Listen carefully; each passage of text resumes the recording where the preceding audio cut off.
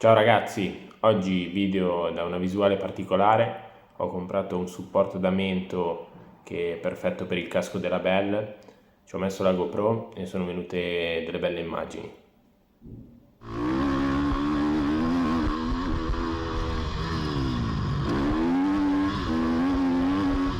L'unico problema è che non è utilizzabile durante le gare perché tende a chiudere il casco in avanti, quindi il casco si abbassa e quando la pista diventa bucata e bisogna spingere dà molto fastidio.